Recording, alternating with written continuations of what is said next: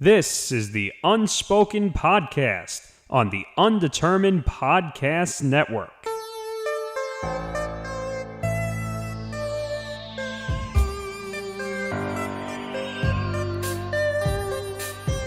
You're listening to the Unspoken Podcast, a cheap seat sports production, part of the Undetermined Podcast Network. I'm Tom Albano, along with Nick Fodera as always, for the 31st episode of the Unspoken Podcast, and officially our debut on iTunes. Yes, indeed. We are moving up in the world. The Undetermined Podcast is now available to download for free. That is, you don't have to pay anything on iTunes. Yes. You don't have to pay a dime to subscribe. You don't have to pay a dime to listen. You don't have to pay a dime to download. So please, subscribe, listen, spread the word. Everybody wants to know, right? Spread the word. Tell everybody you know. Tell your friends, tell your enemies, tell people you don't talk to. And we'll give you, Nick and I promise to give you all of the best sports talk that we can.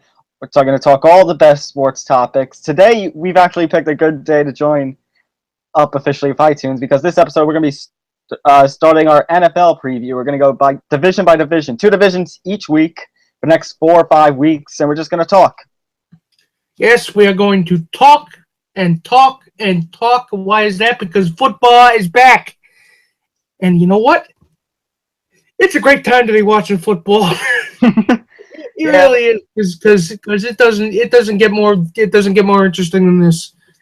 Yeah. So, as much as we like to talk about ourselves, we're just gonna get right into it. Ezekiel Elliott is our first news topic of the day, and it's funny we're talking about, coming on and what if news happens while we're on the air. Well, this happened just before we got on the air. Ezekiel Elliott has been suspended 6 games by the National Football League for violating its personal conduct policy. Yeah, well, if he was, good thing he didn't commit a robbery, because then they would have cut him. Yeah. But assaulting somebody, you get 6 games. Yeah, beating the unholy hell out of somebody. That's, you know what? I'll give Goodell credit, and as much as it pains me to do this, this is a lot more stringent than I thought it would be. I agree. The rumor was it was going to be somewhere in the 4 to 6 game range, so it kind of fits there. But everyone thought it was only going to be 4 games. They were even thinking maybe they were going to reduce it to 3. Really? Oh yeah. I don't know if they were about reducing it, but I always hold that over Roger Goodell's head for the Ray Rice stick. Yeah, well, everybody does. I mean, that is the case zero for their domestic violence policy, and I don't think they want a repeat of Ray Rice, because they don't want throughout that entire month and a half period that was transpiring, the NFL was pretty much just dragged through the mud, and they don't want that. Right, the 2014 season of the NFL, I would say, is one that basically everyone wants to forget happened. Other than maybe New England Patriots fans. Yeah, well, everybody, we'll get to that. Believe me, we will get to that when we do our season previews later in the show. But basically that was a nightmare for the league. You had Ray Rice's situation. You had the AP child beating case, and then even though this has nothing to do with that stuff, this is why I said everybody but the Patriots, because I was thinking to myself just now, oh, well, the Seahawks made the Super Bowl, but then I forgot Pete Carroll and the pick 6 that happened at the end of the Super Bowl. Oh, boy. I bet you Pete Carroll still has nightmares about that. I think every Seahawks fan has nightmares about that. He wakes up and sees Malcolm Butler at the foot of his bed, just standing there with his hands out. Every Seahawks fan probably has a nightmare about that.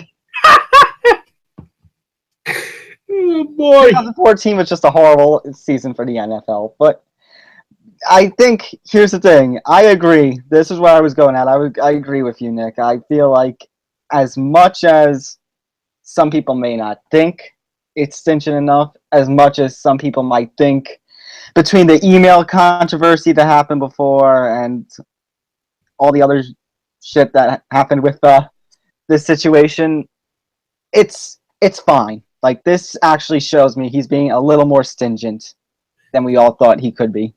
I would have brought the hammer down a little bit harder, as in half a season. Right. But that's me. I would have too, but... And that's got nothing to do with me hating the Cowboys, by the way. I mean, just looking at the preponderance of evidence, the fact that this went to adjudication from the NFL at all is something that still boggles the mind. I honestly think Ezekiel Elliott got off lucky. Because remember, that second assault case with the bar case, they couldn't go any further because they couldn't contact the victim. I say if they had contacted the victim pressed charges or anything, I don't think we would have seen Ezekiel Elliott play football this season. And they were trying to bury the police report. I'd imagine they were at least trying to not strong arm, but at least try to tamp down a little bit on the bad PR, get out ahead of it. Right. But do you think he'll appeal? He will. I've heard reports that he's going to appeal. I think he is. I think he will. He actually might be. I don't know. But basically, yeah. I think it'll be an appeal case. And do you think this is going to affect the Cowboys in any way? Well, he is a big part of Dak Prescott or no Dak Prescott.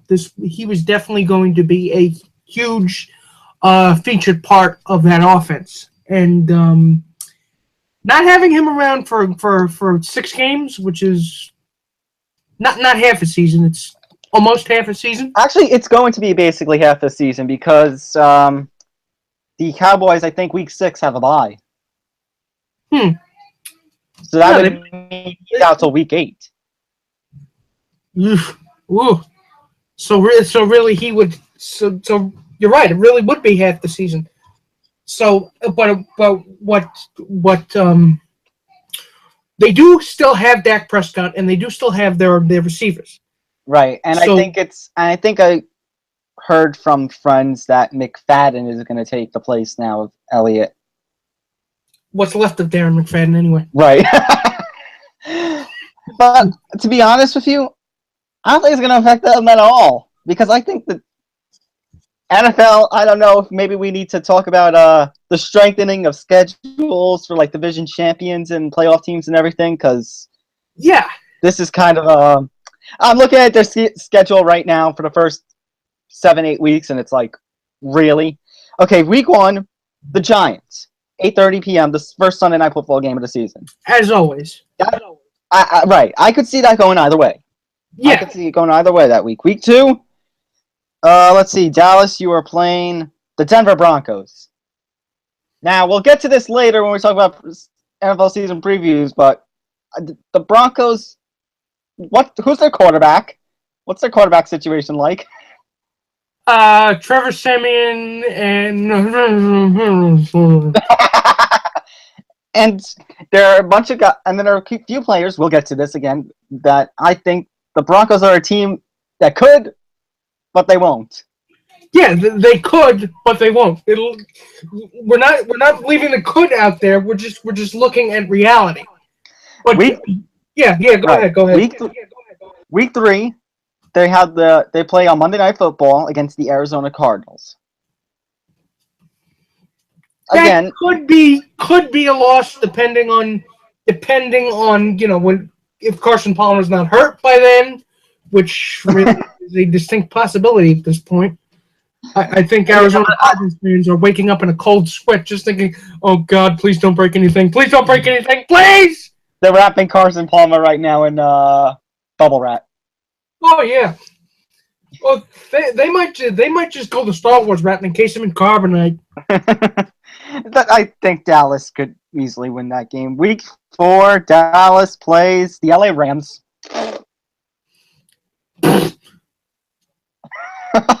Week 5, Dallas plays The Green Bay Packers. Okay, this could be another loss. This could be a loss, like the Giants. This could be a loss.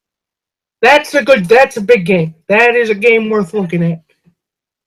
I mean, Dallas. I mean, sure, you can talk about Dak and everybody else that you want, but you're facing Aaron. Yeah, the likes of Jordy Nelson and Eddie Lacy and Devontae Adams. That's a good game. I think Dallas could be in trouble that game. So week 6. I'll go as far. I'll go as far as saying I think they're in more trouble in that game than the Giants game. Oh yeah, definitely. I mean, as much as we're Giants fans, I still see reality here, and I still see the holes in the team, and I know how they do during Sunday night games, which is either terrible or they're actually running on the field backwards.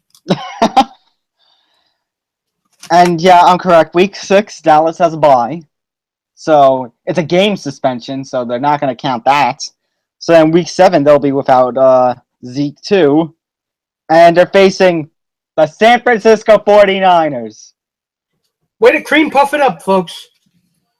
Oh, boy. So week 8, he'll be back for week 8 when Dallas plays Washington in their first divisional game since facing the Giants.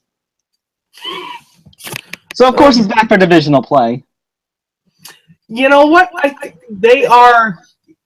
Everybody talks about the toughening up, like you just said, the toughening up of the division schedules. But everybody says, I mean, you just said, how is this toughening up? This isn't. I mean, I'll be brutally honest. Even last season, I thought, what's it called? Well, last season, I'm trying to think of how to word this as a Giants fan. Like, 2015, I won't lie, we had a terrible season. So I think the 2016 season, as much as they were easier teams, I thought, kind of appropriate. After 4 years of struggling, the Giants get an easy schedule. But because, but not an easy schedule as in, they're going to go to the playoffs. It was like, it's up to them because the Giants are infamous for, they could have a great season, and then they end going 9-7. And then they crap the bed. Right, they go 9-7 or 8-8. So it was on the Giants basically, and they actually pulled it off and went 10-6 and got to the playoffs. So now it's up to the Giants to repeat that success. But Dallas won their division. They almost went to the NFC Championship if they hadn't been facing Aaron and the Green Bay Packers. Yeah. So basically, I don't understand why Dallas has such an easy first half of the season like that. Well, you're putting this division in a box. You are then wrapping up this box, putting a bow on it, and then say, Merry fucking Christmas. That's what you're saying. Right. I'm curious now. I'm going deep into the Dallas season outlook now because I need to see this. I need to freaking see this full team schedule. What is their full team schedule like? Let's see. Washington, after the San Francisco game, it's Washington, Kansas City, Atlanta, Philadelphia, the Chargers on Thanksgiving. Oh, happy Thanksgiving, Cowboys. Happy Thanksgiving. Trying not to stuff yourself too much. Washington, Giants, Oakland, Seattle on Christmas Eve, and Philadelphia on New Year's Eve. Oh, I mean, I see some toughness because I see the NFC East is that division that maybe could go either way, but I'm sorry, I don't like this. I think this is a terrible schedule in terms of that this is too easy for the Cowboys. But you know what? At least there are teams that can challenge them in that division. Unlike, say, the AFC East, which brings us to our next point. Yeah, you're listening to the Unspoken Podcast, the Cheap Seat Sports Production, part of the Undetermined Podcast Network. So let's talk our divisional. Let's start off the NFL previews. Let's you know what, Nick? Let's start off with the AFC East. Yeah. Okay, good talk. Let's go to the AFC West. Yeah. Yeah, I think we said all we needed to say. Patriots, Patriots, Patriots, Patriots, Patriots.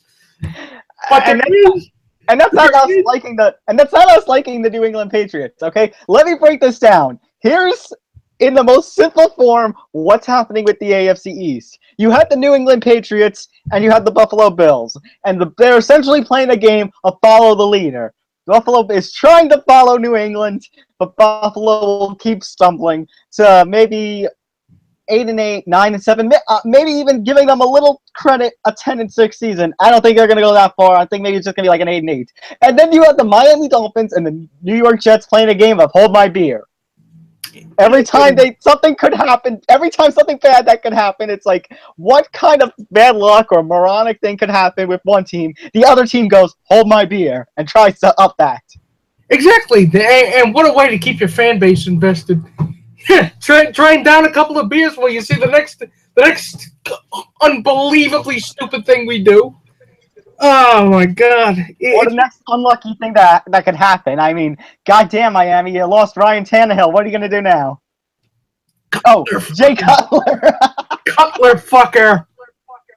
Oh, Cutler's back. He isn't going to the broadcast booth. He's going back onto the field. Yes. Gird your loins. Here comes Cutler.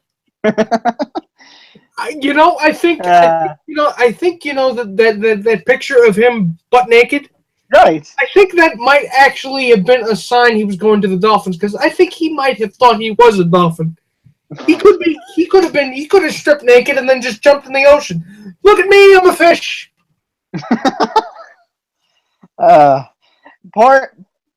I have to say, poor J.I.J., poor Jarvis Landry. You know their production's going to go down with Jay Cutler as a quarterback.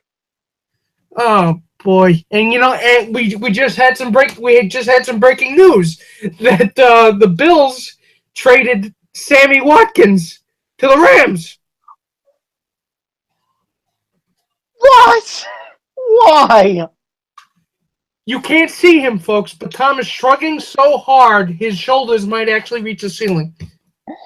Oh, my face is already burnt from the beach yesterday. I don't need it any more red from the, what the fuck kind of stupidity. I guess maybe it's going to be a three-way race for hold my beer.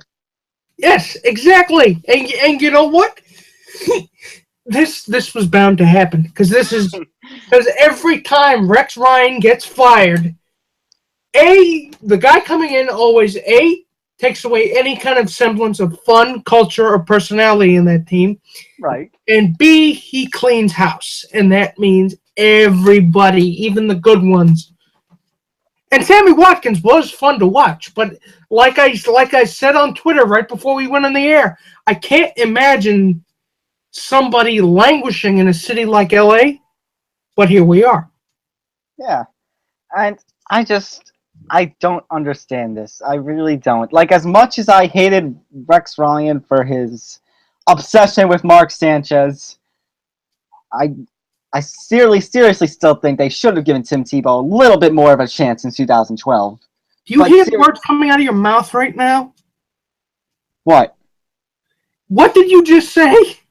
They should have given Tim Tebow a chance? Is that what you're saying? A little more of a chance. I may be going deaf, Tom. Can you say that again? A little more of a chance. Right, that's what I thought you said. Are you out of your mind? You had Sanchez. And let's remember what happened that season, by the way. Let's sum up Mark Sanchez's 2012 season. Butt fumble.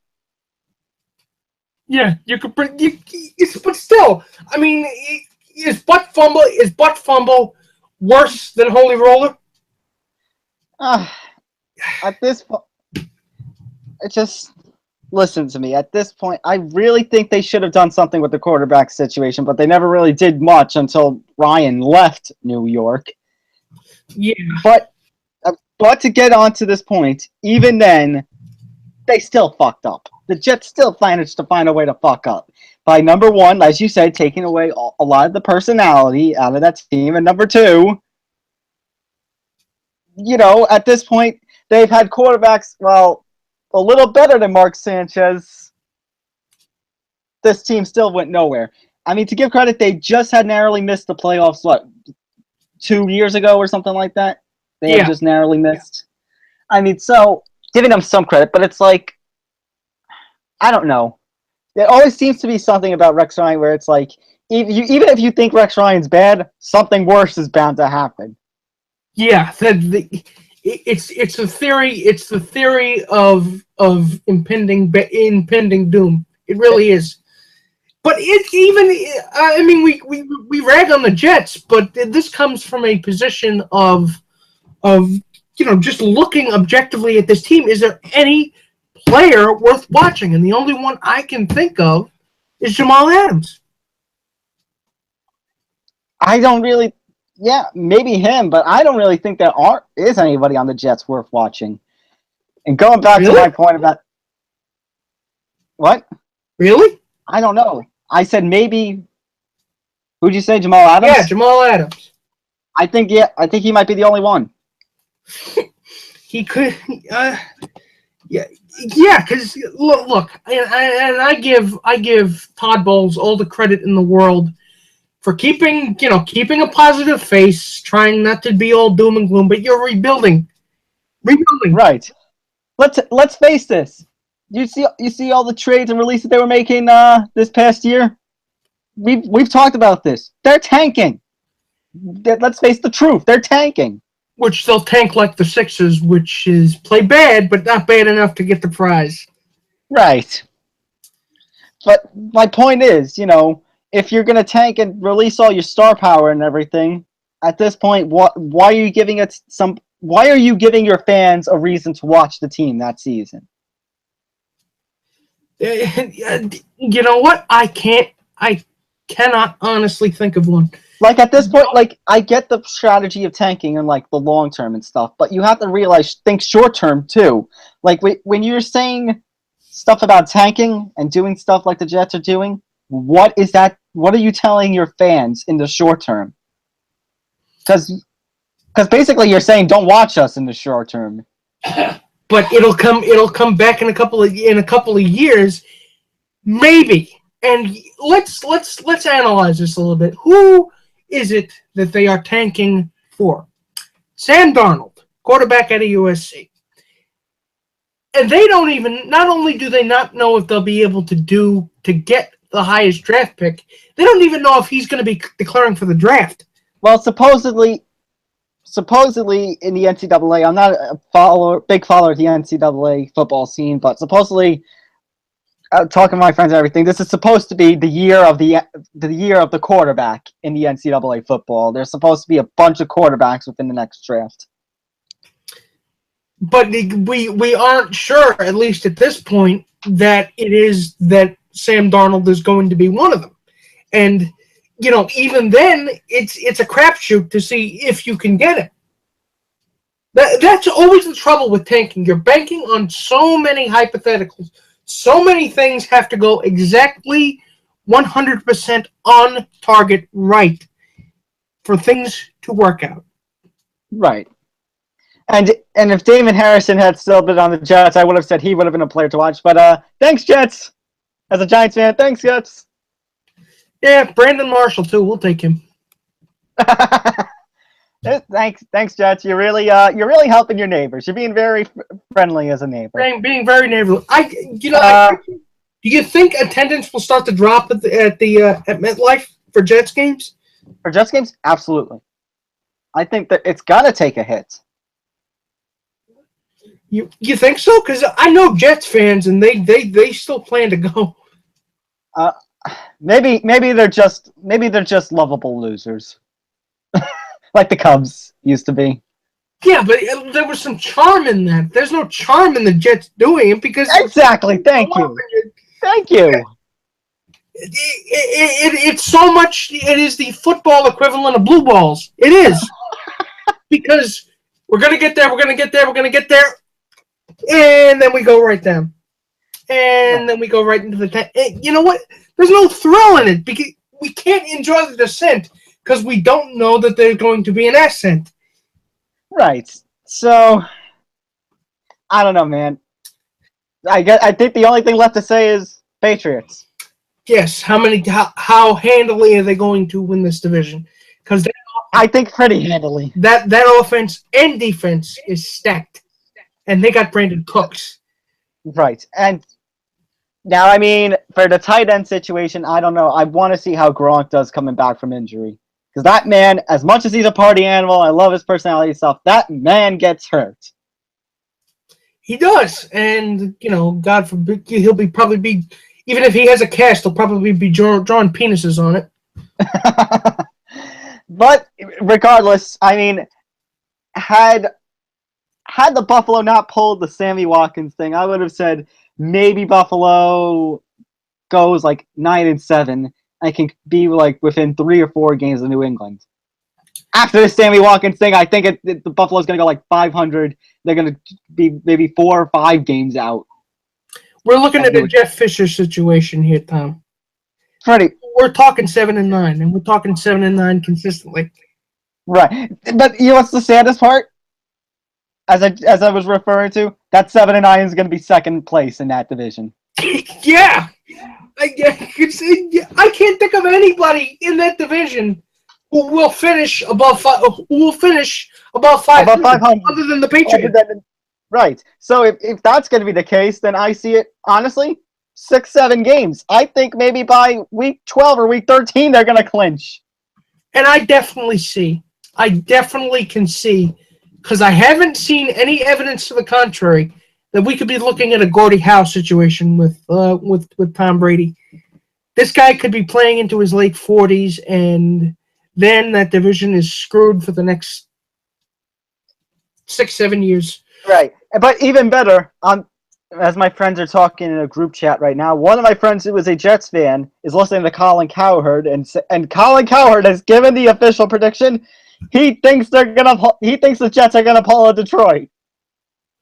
They're going to. He said 0-16. I think bad, but 0-16. If they go 0-16, I'm gonna laugh. I will laugh so hard on the edition of the podcast that it happens right at the end of the season. Yeah, we might just have to add hysterical laughter to the soundboard. Sitcom style laughter. Yeah, or maybe we'll just work in a good laugh track. Maybe. But still, I mean, your AFC champs are going to come out. It's going to be the Patriots. I mean, come on. It's going to be. Honestly, I'm sorry, AFC East, but you suck. Yeah, I wish there was a more genteel way to say it, but there really isn't, and that really is a shame. It is a shame. Yeah, it's a shame. But I mean, think about it. Where are all of the talents in the AFC East? They're all in New England. Yeah, because it's almost like Vikings. They're pillaging, they're burning, and they're pillaging, and they are taking every single good player they can take. It's like an octopus. It really is. They just have it everywhere. Absolutely. But as we move on to the AFC West.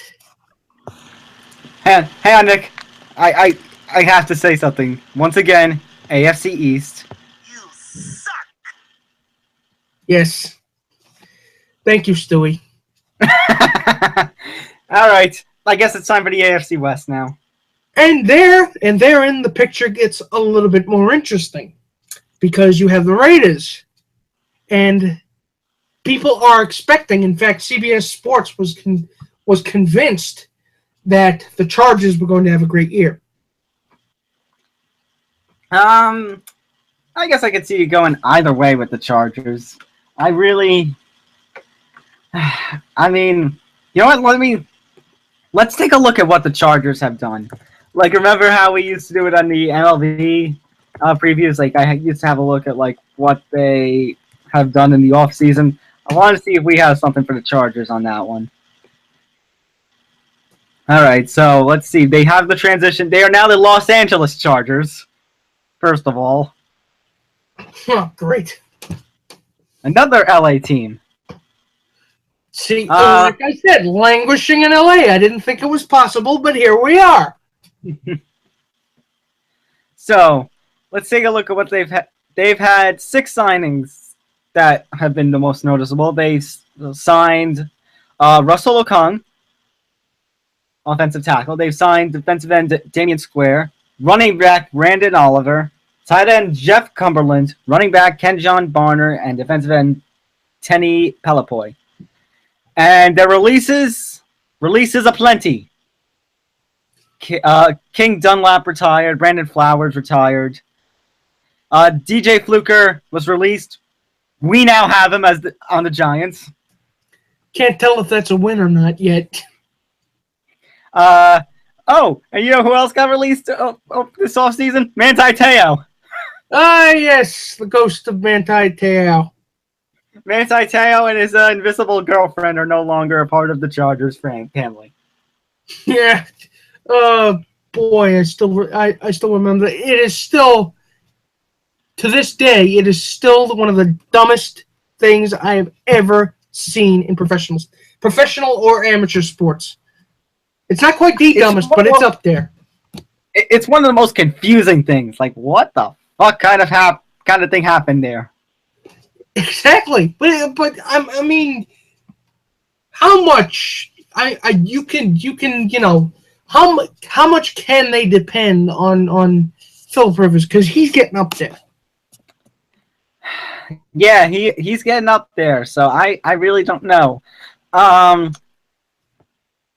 Let's see. Don't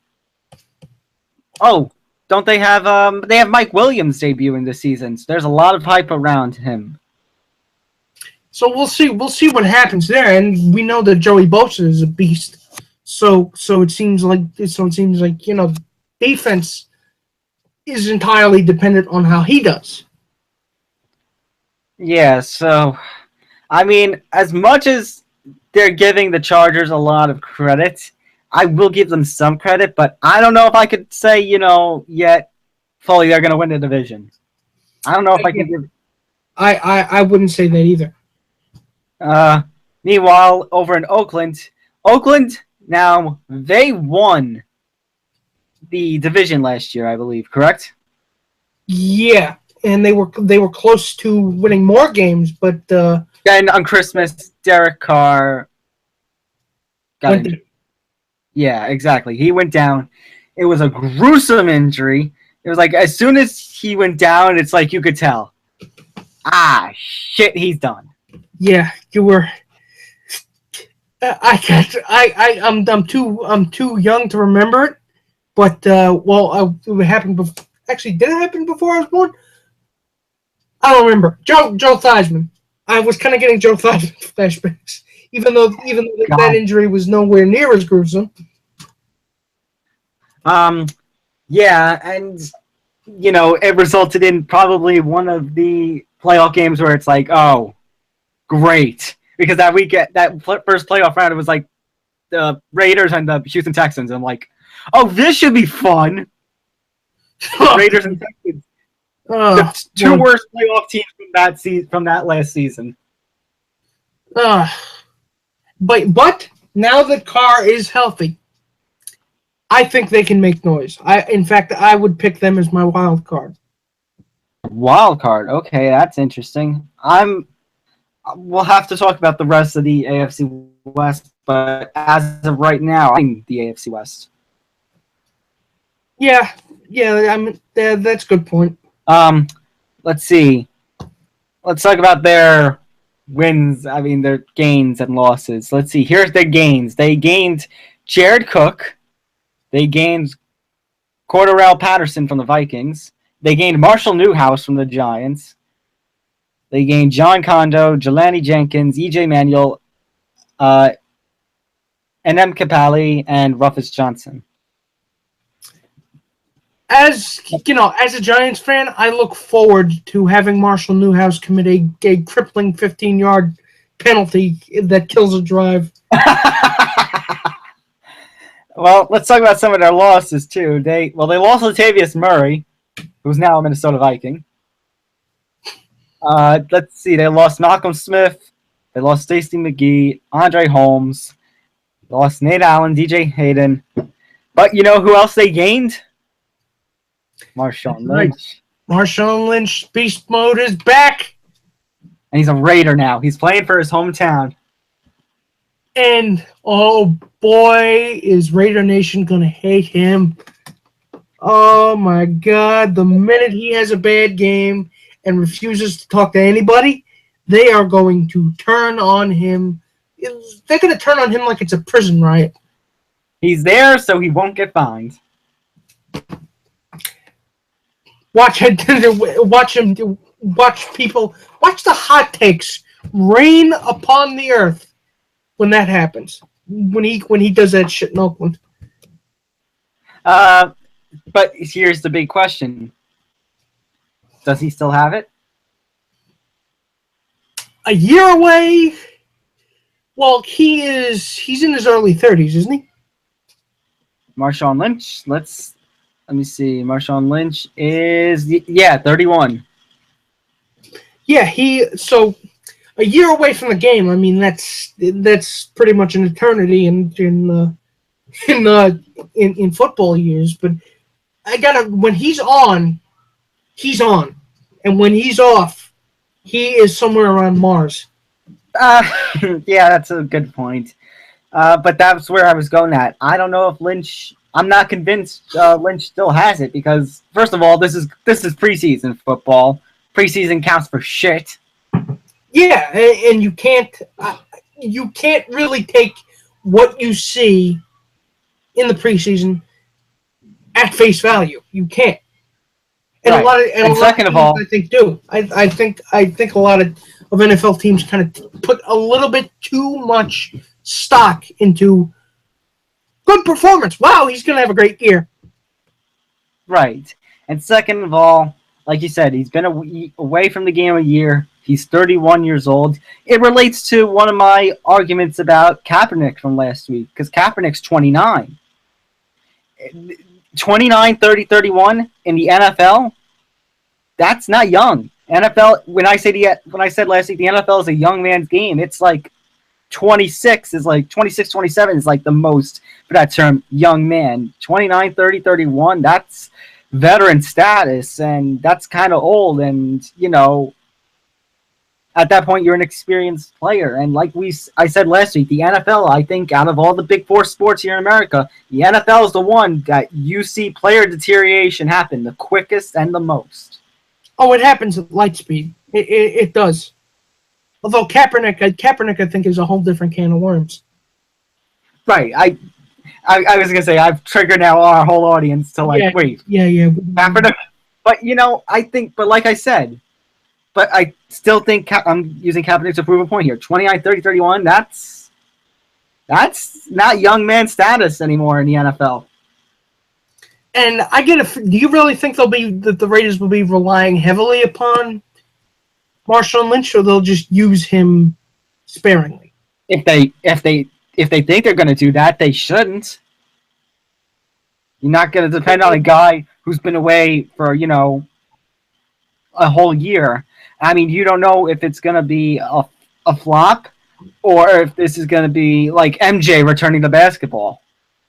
Yeah, and it's really about partially it's about the physicality of the running back, and the other part is finding an open lane. So much of running back success is dependent on the offensive line, and I'm just wondering if and I don't think the Raiders' offensive line is as strong as Seattle's was, in their heyday, which is kind of weird to say because it seems like their heyday hasn't really passed yet. Right. But still, I'm wondering about what kind of chances you can give him. I mean, you can give him. It's not about, for me, it's not about not giving him chances. It's just don't rely on him so dependently that, you put all your eggs in one basket. I don't think the Raiders should be doing that. Let's move on to the Broncos. they've had quite a bit of changes this season. Yes, like I said before, the quarterbacks are Trevor Siemian and who is actually Paxton Lynch. The name just popped into my head. Gary Kubiak retired from coaching, and they have Vance Joseph now as their new head coach. And with that, they made a bunch of changes to their coaching staff. Joe Woods is now the defensive coordinator. Chris Gold is now assistant special teams coach. Eric Studesville was promoted to assistant head coach. There's basically a whole bunch of changes. Gary Kubiak, after his retirement, is now a senior personnel advisor. Yeah, he needed to retire because of a heart condition, right? Something like that. I think it was health issues. I think it was the heart concern. But they've also made some changes on the field as well. As we said, Russell Okung leaves for the Chargers. They have lost, Dakota Watson, Sylvester Williams, Kayvon Webster, James Ferentz, Henry Kreischer Cobell, Soren Nixon. Made a bunch of signings as well. They have signed Jamal Charles. They have, I'm trying to see, because the format of the Broncos, they have remember how I say how the pages that I read, some of them fuck everything up? Yeah. Okay, it's like the MLB season again, where it's I'm reading this team, now it's okay, here's all their unrestricted free agents, but we're not going to, separate who was gone and who stayed. So it's trying to figure, it's putting together pieces of a puzzle. It's like trying to pick up pieces of a puzzle that fell all over the floor and just spread everywhere. Marlon Brown, Billy Wynn, they still have Todd Davis and Brandon McManus. They also signed Damata Pecco along with Jamal Charles. They signed Kasem Edebali. They've signed Chris Lewis Harris. They signed Zach Kerr, Ronald Leary, Stevan Ridley, Bobby Richardson. And their draft, they picked up, their most notable pickup in the first round was Garrett Bowles, offensive tackle from Utah. Which is a good pickup, but, right. I mean...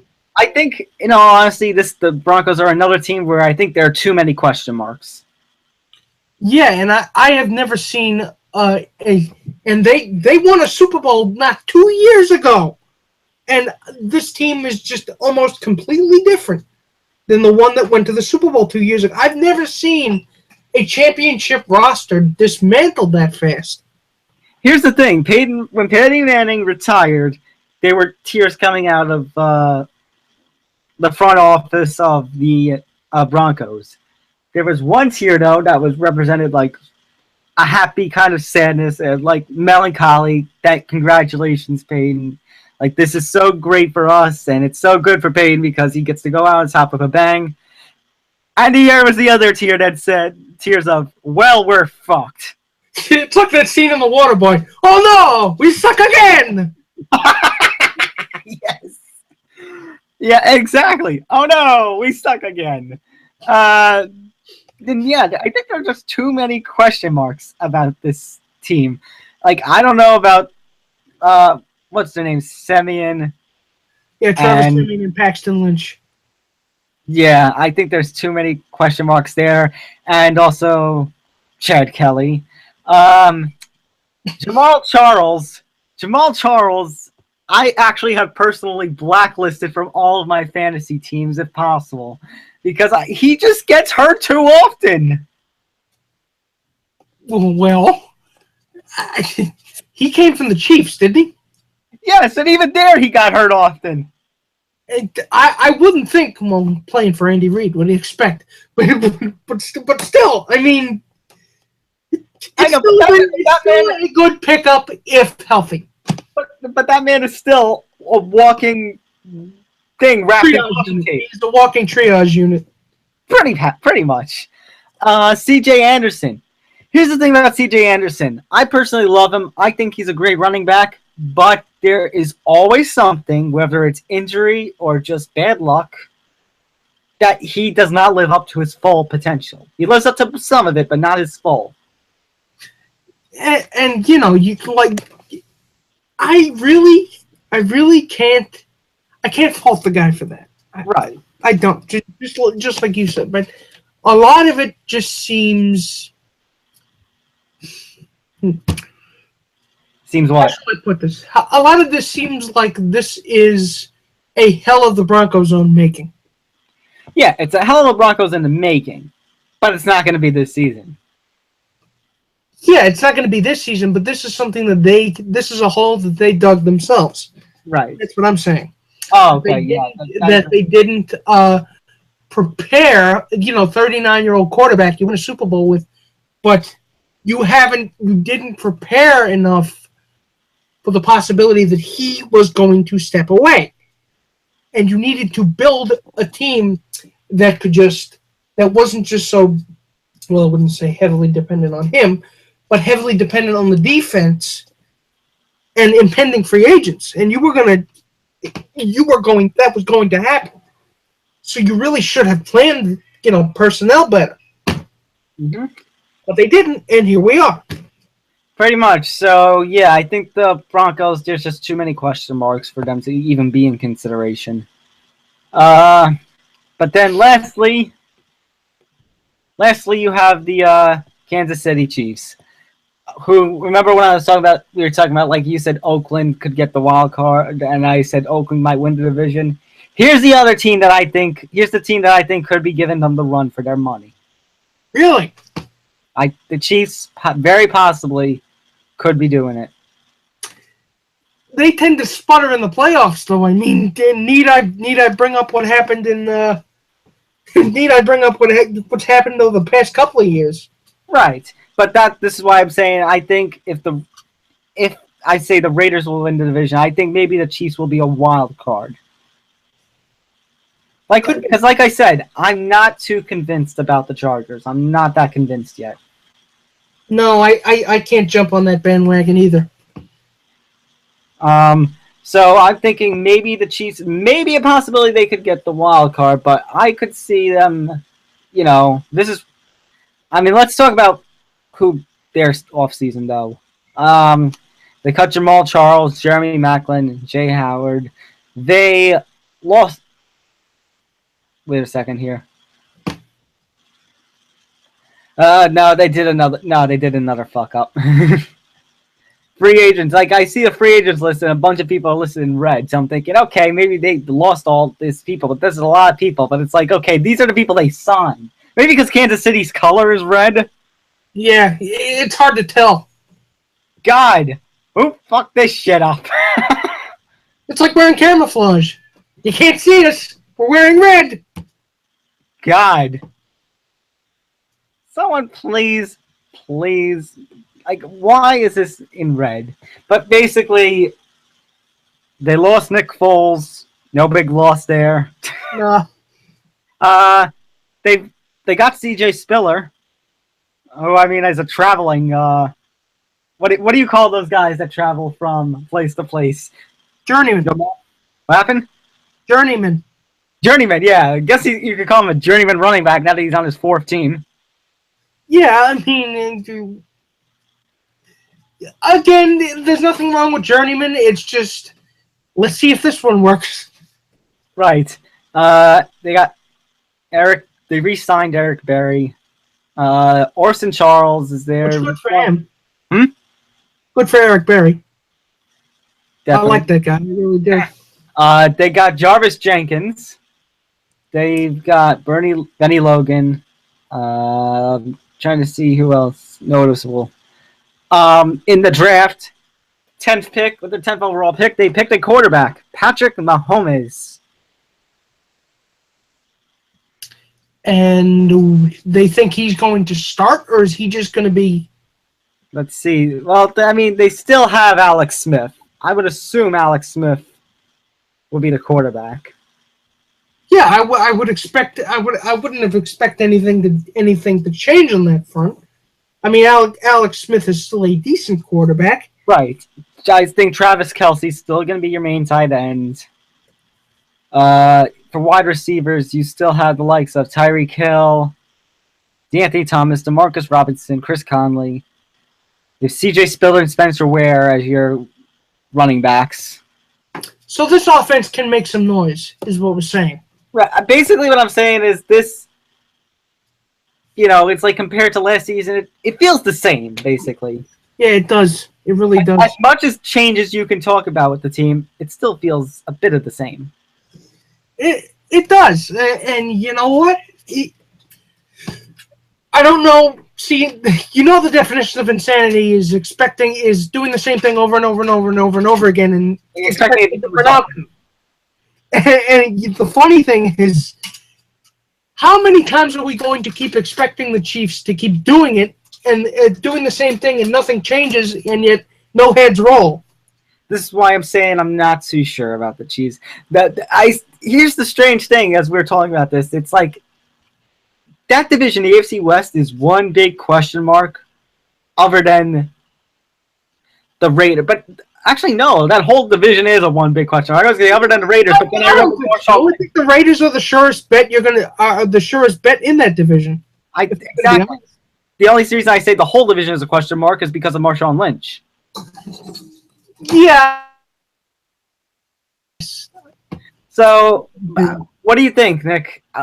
I think I got to go with the Raiders. I got to go with the Raiders as well. I do. I haven't seen enough of a change in the Chiefs. Well, I mean, I haven't seen those holes being plugged up. Right. Here's the thing. I don't see the holes being plugged up in the Chiefs. The Chargers, I guess they're starting to make a little bit of a run, but I'm not fully... Impress me, is what I'm saying. Right. I think the Chiefs and Chargers are going to battle for second and third. They're going to be that's going to be their battle. And then you're going to have the Broncos in the basement. Yeah, unfortunately. Sorry, Denver. All right. You're listening to the Unspoken Podcast, a Cheap Seat Sports production, part of the Undetermined Podcast Network, and now on iTunes. Nick, before we move on to baseball, I've got some breaking news to report. Ezekiel Elliott is going to appeal his 6-game suspension. In a statement, he says that that him and his representatives are extremely disappointed with the NFL's decision. Oh, of course, and I hear that old Jerry is furious. Jerry Jones, you furious? Yeah. Yep. Were you expecting anything less? Well, you know what happens when Yosemite Sam gets pissed off. He's gonna start firing. Yep. I dare you to step across this line. I'm a stepping. Okay, I dare you to step across this line. I'm a stepping again. Hey, you're plumb right, Rabbit. That never gets old. Do you think Jerry Jones is now going to put money under the table and be like, "Oh, you can't reduce suspension a little"? Like he's using his one index finger to push a Washington across to him to Goodell. Yeah. Well, instead of a Washington, it's like a bunch of Washingtons. I mean, yeah, a bunch of Franklins. It could be the Washington Redskins. I mean, we could be using them as collateral. We could make this problem go away. We scratch your back, you scratch ours. Wink, wink. I hope not. Anyways, let's talk baseball. And we have breaking news in baseball.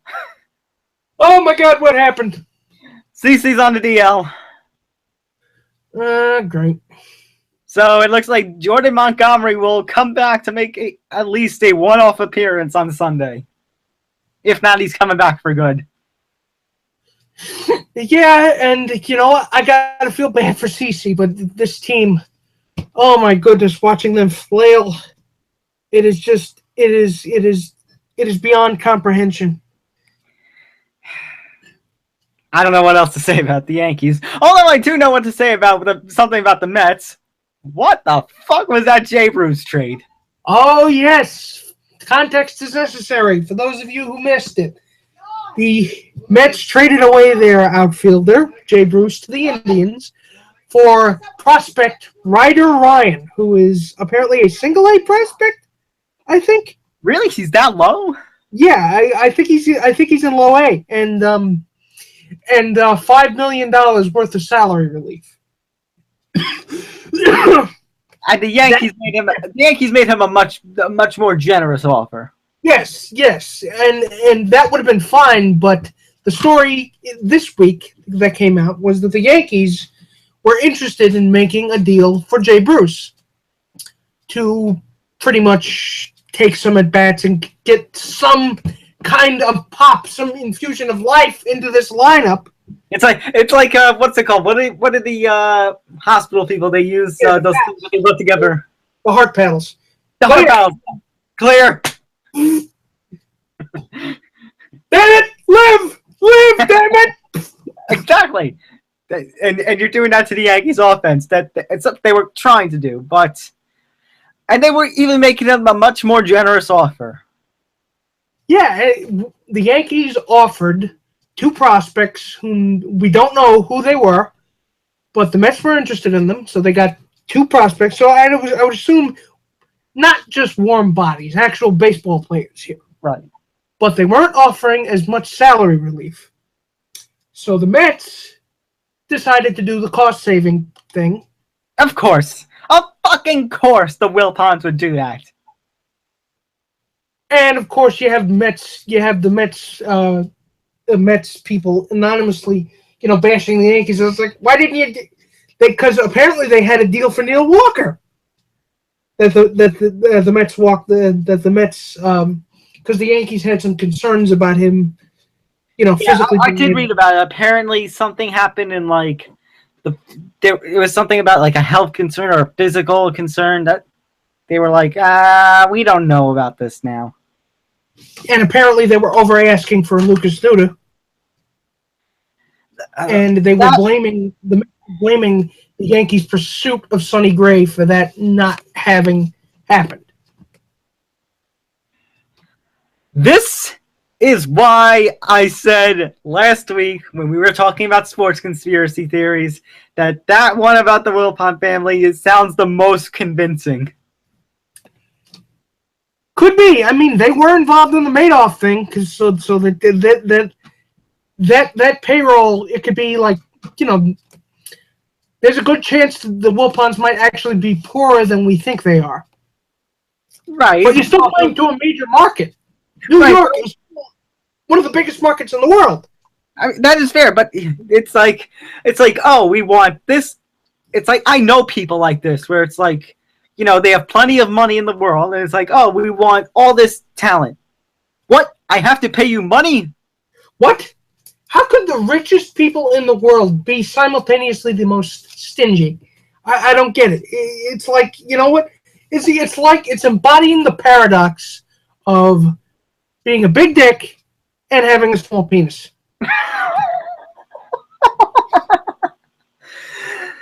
I think you put it better than any other way I could put it. Honestly, though, do you think that Jay Bruce is going to help the Indians? I don't know. I really don't know. You know what I do know? This deal for that young prospect ain't going to be helping the Mets anytime soon. Oh, no, if at all. If at all. So, even if Jay Bruce doesn't help, I think the Indians still win the trade. Yeah, you know what Ryder Ryan's ERA was this year? Oh, no. 4.35 in low A. I am now going to... I may regret this for the mess it's going to make, but have you ever seen that GIF of the Big Bang Theory, Sheldon Cooper, when he takes his papers and he just tosses them all over the place? Yeah. Okay. And there goes the paperwork. Oh, God. Why? Wilpons, tell me why you did this trade. I don't understand. Does not compute. Thank you. Does not compute. Does not compute. Lucas Duda would have been more attractive to me than Jay Bruce, though. Why is that? Well, as I'm trying to clean up the paperwork, why is that? Because look what he's already doing for the Rays. He's got a lot of pop, and as good as Headley's been doing, Greg Bird might not be back until September, even if that. And Lucas Duda can definitely give you a lot more pop at a position that is desperately, desperately in need of pop. That's a fair point, and I'm just making more of a mess trying to resort everything out. See, this is what happens, and this is what happens when you try to imitate the gifts. The worst part is that's not even going to be shown on this. Yeah. He's actually not wearing pants, folks. He's just trying to hide the fact. He's just trying to scramble to put pants on. And he's flipping me off. Shut up. No, I'm not. Oh, come on. Look at this. That was really stupid of me to freaking take all these papers and just... Oh, my God. Lesson learned. Yes, lesson learned. But you know what? At least I've learned a lesson. I don't think the Wilpons will be learning a lesson anytime soon. Exactly. Your lesson is that they didn't learn a lesson. I swear. Like I said last week, they are becoming the real-life version of the Major League movie, where they're trying to take this team, and it's like, we want them to suck so bad that eventually, nobody shows up to the games, and we could just move the team. Move the team from New York to where? To Mars. Yeah, that would probably be my theory. You're listening to the Unspoken Podcast, a Cheap Seat Sports Production, part of the Undetermined Podcast Network. Nick, let's talk Players Weekend to wrap things up here. Yes, so this is a new concept introduced by the MLB this season, where they will adopt at least something from the XFL. Actually ended up coming through. So you're right on that point. For those of you who don't know, a couple of months ago, Tom did an entire segment, an elegy, a requiem for the XFL, and now the MLB is adopting some of that by introducing what they like to call the Players Weekend, where the players will wear special jerseys with their nicknames on it, and they'll wear customized pads and customized bats, basically giving an injection of personality, of levity, of good-natured fun, of whimsy into the sport. Right. I heard, or they could use the space on the jersey to tribute somebody, like a father or a family figure or a friend or something like that. Which is a wonderful idea. Right. I think, because I had talked about the XFL back in the early days of this podcast. Basically, it was around the time that ESPN aired that 30 for 30 special on the XFL, which if you still have not seen that yet, go watch it, because I thought it was very good. I thought it delivered a little bit of an insight for those of you who need, a little bit of history about the league, who may not have known about the XFL. But basically, I like this. We have now this idea, and I actually like it a little bit.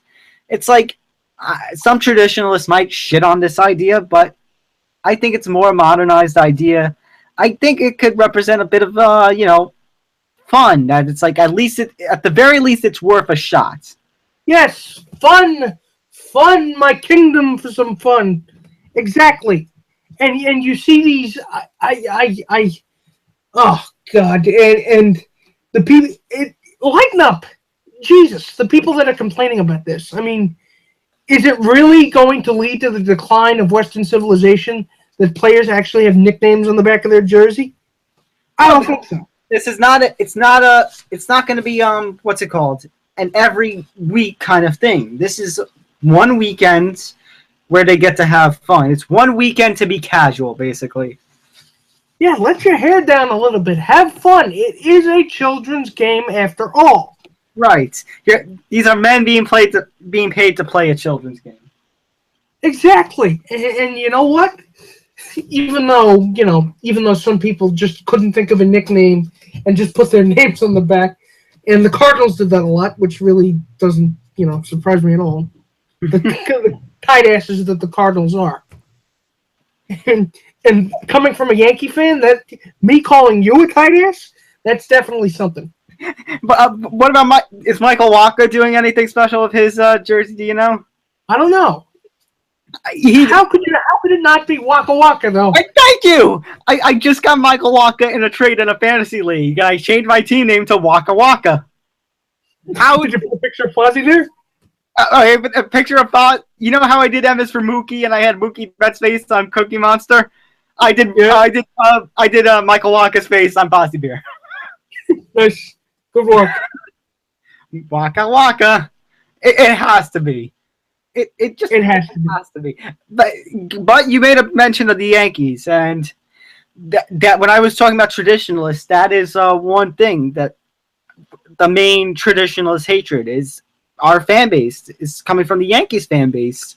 Not everybody in the Yankees fan base, don't get me wrong, but pretty much what the Yes Network hinted at was there are some Yankees fans who are complaining because the Yankees are one of those teams who have never wear their names on the back of the uniforms. It's the Yankees, it's the Red Sox, and who else? There's a third team.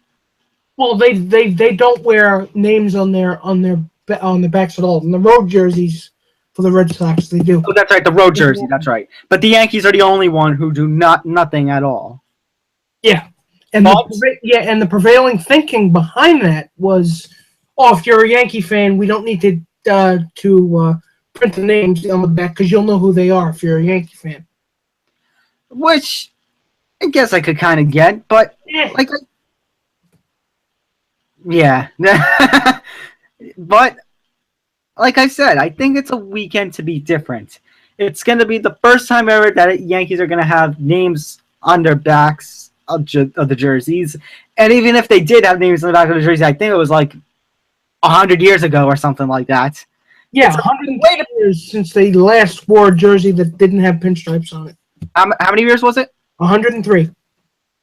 So it's a way to break tradition. We're going to break the mold a little bit. For one weekend, we're going to let all these players have fun with their jerseys and stuff. I mean, because remember, there's uniform policies in the MLB.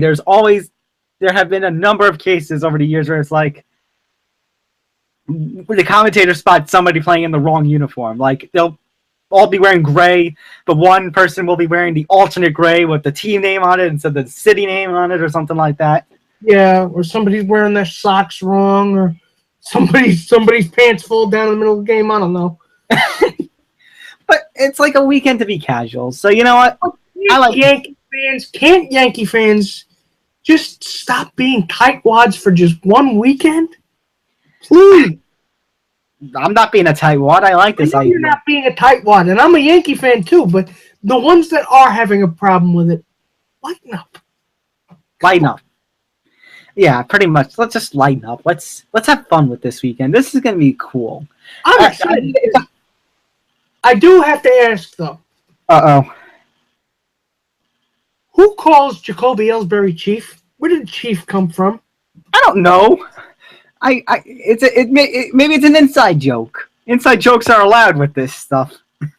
How many players do you think actually don't have a nickname and just came up with something? Oh, we need you to put something on the shirt. Well, I heard there were quite a few Yankee players who didn't have nicknames at all. Because I remember there was like a photo going around where they had like a lineup card or something, and they used all the nicknames. But I think there were a couple of them who didn't have nicknames. Yeah, because I know that Clint Frazier is called Red Thunder. Right. I've heard that said a couple times. Judge, I mean, you have to do All Rise because right. That's kind of his signature on Twitter. And Sir Didi, I mean, that's his Twitter handle too. Right. And also he's it's some weird thing about Didi, like he's related to a prince or something. He's like Prince He's DD. excited, actually. He is, Yeah. he is royalty in the Netherlands. He is royalty. But who was it that they needed nicknames for? I want to say Headley was one of them, and Yeah, Ellsbury. they called him Head. Head, and then Ellsbury was the other one. Chief. What about Todd Frazier? Did he have a nickname? Yeah, Todd Father. The Todd Father. They called That's him right, the Todd Father. They called him that in Cincinnati, though. Oh, well, maybe that's just a universal thing.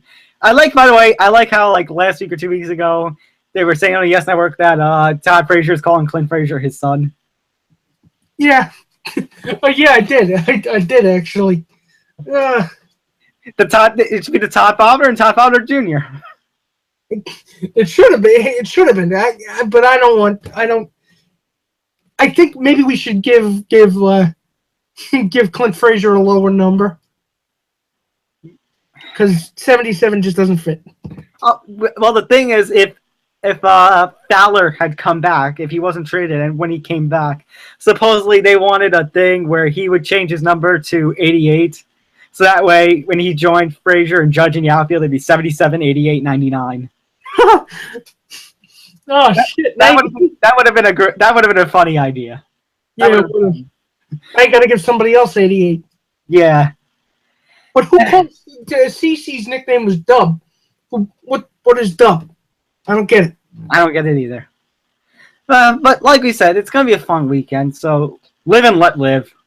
Yeah, it's gonna be fun to watch. I mean, it's gonna be a better promotion than the future. Not what's it called, the Back to the Future or whatever it was, where they were trying to make the jerseys from like 2050 or 2100 or something, and you remember that promotion? How long ago was that? That was 99, I think. My goodness, I don't remember it. My memory is failing me. Okay. Also, fun fact, by the way, this day in history last year was A-Rod's final game. Oh. I remember going on Twitter, I'm like, imagine if his last game is a rainout, and it almost was. And it almost was. It's like God was saying, trying to walk away, are you? I remember the clap of thunder as they were like, you were a great, teammate to have or whatever, and it was like, boom. It's like, wow. Yeah, God's disagreeing. It's like, that's bullshit. Well, he's a good analyst now. Yeah, he is. MLB. Better than Pete Rose and his homespun nonsense. Well, you see, Oh, it was Turn Ahead the Clock. That was the name of the thing. Turn Ahead the Clock. I gotta take a look at that. Hang on, let me show you some of the uniforms from that. It's the uniform. Here are the uniforms of the Rockies, the Giants, and the Mets. Oh my goodness! That is something out of Back to the Future Part 2. It is. Fun fact. Way. I know, but the fun fact, the Mets. Yeah, I don't think you can see it, but they're called the Mercury Mets on there. Did somebody see Lost in Space that year and just said, "Hey, I want it to look like that"? Nah, I think somebody saw Spaceballs. Yeah, that's a good point. Somebody saw Spaceballs for the first time. It's like, oh, we should do something like that. Oh my god. So before we go, that brings us to the end of the podcast. Before we go, I want to take some time out to cheap plug something. This is not something that I am a part of. This is something that I just genuinely enjoy. It's like the what to watch on TV segment that PTI used to do. So I just want to talk about something really quick. So those of you who don't know, I am a fan of professional wrestling and the WWE and such.